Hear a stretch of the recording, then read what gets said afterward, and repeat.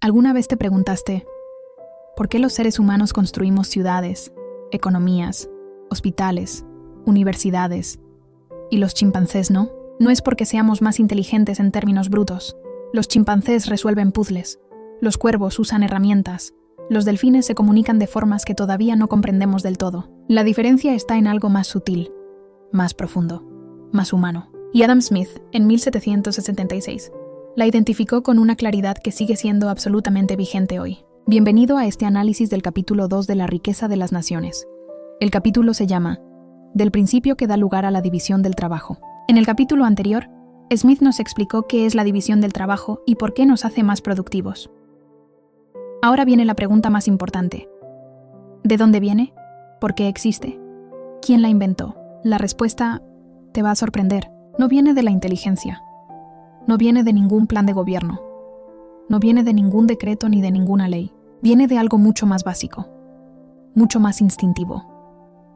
Algo que todos los seres humanos hacemos desde que éramos tribus en el altiplano, en la selva amazónica, en las costas del Caribe. Quédate, porque esto va a cambiar la forma en que ves tu propia vida económica. Smith abre este capítulo con una afirmación que parece casi una provocación. La división del trabajo no es el resultado de la sabiduría humana. Espera, ¿cómo que no? Pensemos en algo que conocemos bien en América Latina. Una cooperativa de café en Colombia. Hay gente que siembra, gente que cosecha, gente que selecciona el grano, gente que lo tuesta, gente que lo exporta, gente que negocia los precios en el mercado internacional. Todo parece perfectamente organizado. ¿No es eso el resultado de alguien muy inteligente que lo planificó todo? Smith dice, no exactamente. Esa organización no surgió porque alguien se sentó un día y dijo, muchachos, vamos a especializarnos para ser más eficientes, y así todos vamos a ser más ricos. No. Nadie la diseñó desde cero. Nadie la ordenó. Surgió lentamente, gradualmente, casi sin que nadie se diera cuenta, como consecuencia de algo mucho más básico que está en la naturaleza misma del ser humano. ¿Y qué es eso? Smith lo llama la propensión a trocar, permutar y cambiar una cosa por otra. Dicho en simple, los humanos tenemos un instinto de intercambiar cosas. Siempre quisimos hacer tratos. Y de ese instinto, con el tiempo, emergió toda la estructura económica de la civilización. Piénsalo. En cualquier mercado popular de México, de Perú, de Bolivia, de Venezuela, lo que ves no es un sistema diseñado por nadie. Es millones de tratos individuales que, juntos, forman algo enorme y complejo. Algo que ninguna mente humana podría haber planeado sola. Aquí Smith hace algo que me parece brillante y honesto. Dice que no sabe si esta propensión a intercambiar es un instinto primario o si es el resultado de nuestra razón y nuestro lenguaje. Reconoce que no puede responder esa pregunta con certeza, y en lugar de inventarse una respuesta elegante, simplemente la deja abierta. Pero lo que sí dice con absoluta certeza es esto. La propensión existe en todos los seres humanos, y no existe en ningún otro animal. Y aquí viene uno de los ejemplos más memorables del libro. Imagina dos perros galgos persiguiendo una liebre. A veces parece que coordinan. Uno la empuja hacia la izquierda, el otro la intercepta por la derecha. Parece trabajo en equipo. Parece un acuerdo. Pero Smith dice, no confundas coincidencia con contrato. Esos perros no llegaron a ningún acuerdo. Sus instintos de cacería simplemente apuntaron hacia el mismo objeto al mismo tiempo. No hay negociación. No hay trato. No hay intención de cooperar. Y luego Smith lanza la frase que, en mi opinión, es una de las más poderosas de todo el libro. Nadie ha visto jamás a un perro realizar un intercambio honesto y deliberado de un hueso por otro con otro perro. Piénsalo. Los perros gruñen, los perros pelean, los perros dominan al más débil, pero no negocian, no hacen tratos. Un perro nunca le dice a otro, oye, te doy este hueso si tú me das ese otro. Los humanos hacemos eso constantemente.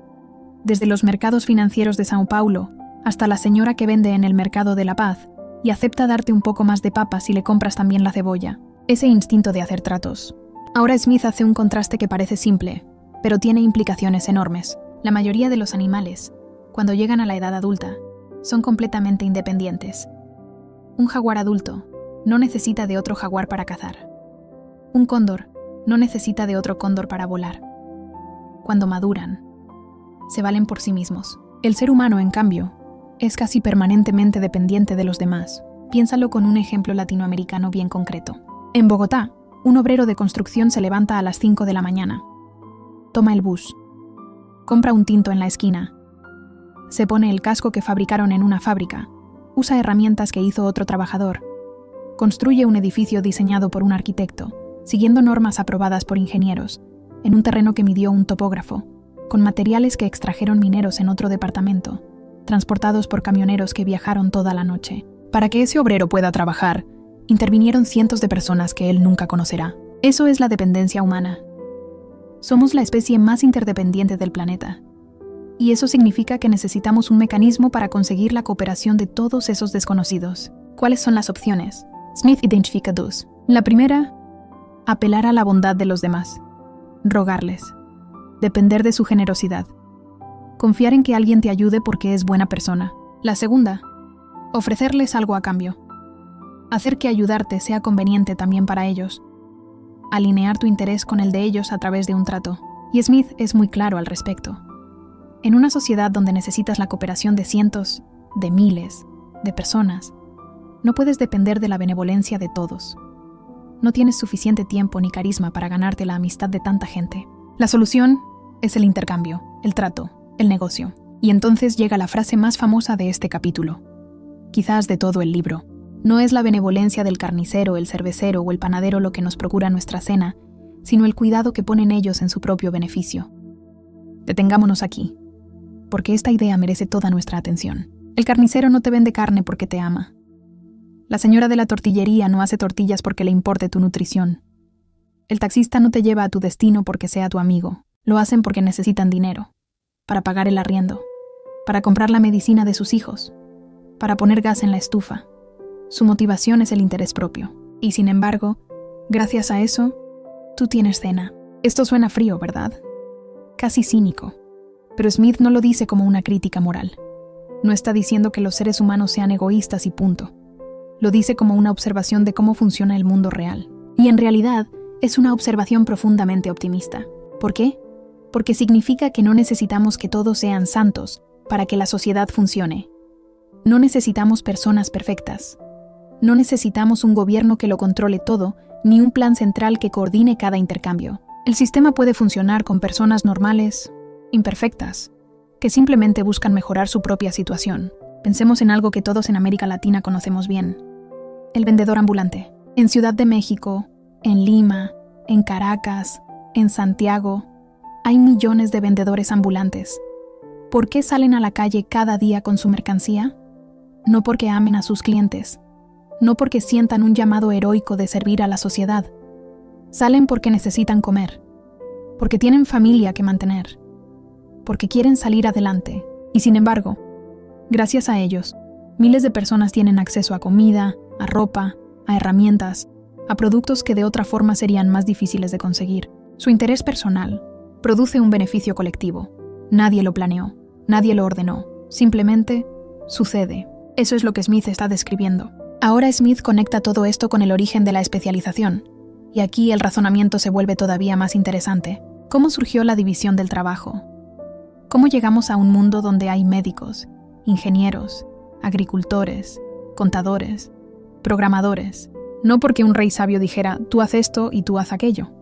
Surgió de forma completamente natural, a través del intercambio. Smith pone un ejemplo de una tribu de cazadores.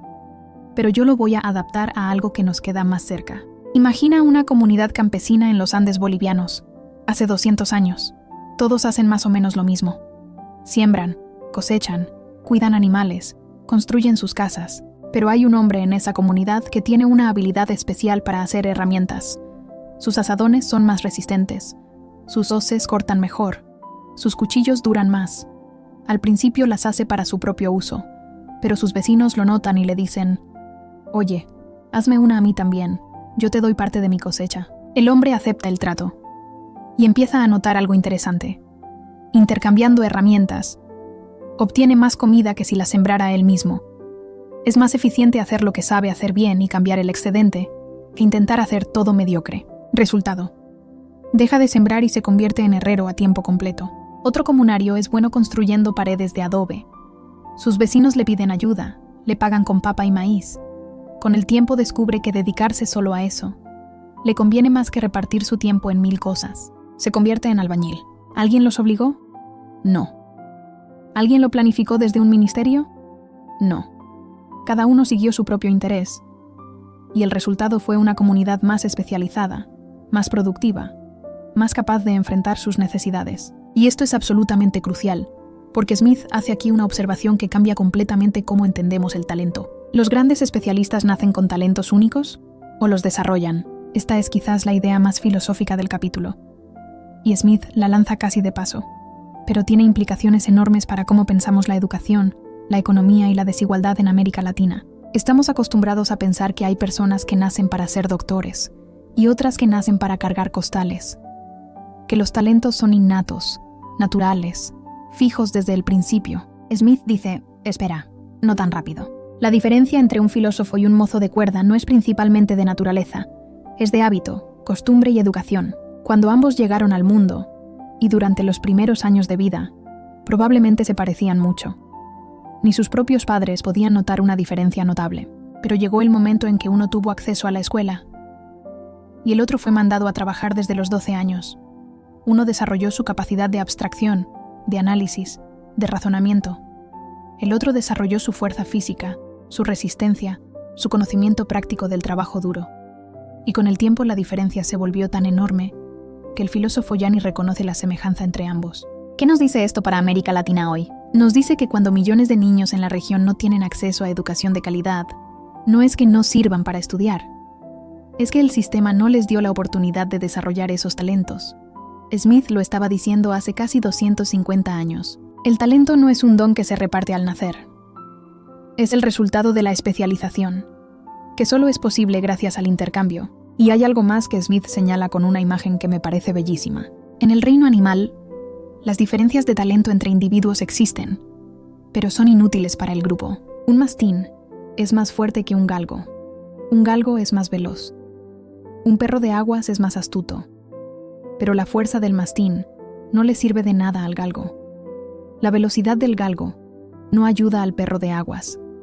Cada animal vive y muere con sus propios talentos, sin poder beneficiarse de los talentos de los demás. ¿Por qué? Porque los animales no intercambian. Los humanos hacemos exactamente lo contrario. Gracias a la disposición a intercambiar, todos nuestros talentos distintos confluyen en lo que Smith llama un fondo común. Yo te ofrezco lo que sé hacer bien. Tú me ofreces lo que tú sabes hacer bien. Y el resultado es que ambos tenemos acceso a mucho más de lo que cualquiera podría producir solo. Pensemos en algo concreto. En Colombia, el caficultor del Huila no sabe programar aplicaciones. El programador en Medellín no sabe cultivar café. El médico en Barranquilla no sabe diseñar edificios. El arquitecto en Bogotá no sabe atender partos, pero el caficultor intercambia su café por dinero. Con ese dinero paga al programador. El programador paga al médico. El médico paga al arquitecto. El arquitecto compra café. Ninguno sabe hacer lo que hace el otro. Pero todos se benefician del talento de todos, sin que nadie lo haya planificado, sin que ningún ministerio lo haya coordinado. Eso es el mercado, eso es la economía, eso es la civilización. Bien, recapitulemos las ideas centrales de este capítulo, porque son poderosas y vale la pena que se queden grabadas. Primera idea. La división del trabajo no fue diseñada ni planificada por ninguna mente humana. Emergió de forma natural, de la propensión humana a intercambiar cosas. Segunda idea. Los humanos somos la única especie que hace tratos deliberados y voluntarios. Eso nos separa radicalmente del resto del reino animal. No es un detalle menor. Es quizás lo más importante de nuestra especie. Tercera idea. Como somos profundamente dependientes de los demás, necesitamos un mecanismo para conseguir su cooperación. Ese mecanismo no es la benevolencia, sino el intercambio basado en el interés propio. No necesitamos que todos sean buenos. Necesitamos que el trato sea conveniente para ambas partes. Cuarta idea. La especialización surge naturalmente cuando las personas descubren que es más eficiente hacer una cosa bien e intercambiar el excedente que intentar hacerlo todo de forma mediocre. Quinta idea. Las grandes diferencias de talento entre personas no son principalmente innatas. Son el resultado de la especialización, que solo existe gracias al intercambio. Esto tiene implicaciones enormes para cómo pensamos la desigualdad y la educación en nuestra región. Hay algo profundamente humano y hermoso en todo esto. Cada vez que pagas el mercado, cada vez que tomas un bus, cada vez que contratas a alguien para arreglar algo en tu casa, Estás participando en una red gigantesca de cooperación voluntaria, una red que ningún gobierno diseñó, que ningún planificador central inventó, que surgió espontáneamente de millones de decisiones individuales a lo largo de siglos. Smith no dice que esto sea perfecto, no dice que el mercado resuelva todos los problemas. América Latina tiene décadas de experiencia viendo las fallas del mercado, la informalidad, la exclusión, la concentración de riqueza. Esos problemas existen y son reales, pero lo que Smith sí identifica es algo fundamental, algo que ningún sistema puede ignorar. El instinto de intercambiar es uno de los fundamentos de lo que nos hace humanos. Es uno de los motores más poderosos de la prosperidad. Y cualquier sistema económico, cualquier política pública que ignore ese instinto, tarde o temprano va a chocar con la realidad. La próxima vez que alguien te diga que hay que esperar la bondad del Estado o la generosidad de los poderosos para que el mundo mejore, recuerda al carnicero, al cervecero y al panadero. No es su bondad lo que te da la cena, es el trato. Y eso, paradójicamente, es suficiente para construir una civilización. Nos vemos en el próximo capítulo, donde Smith nos va a explicar algo que todavía sacude a los economistas de hoy.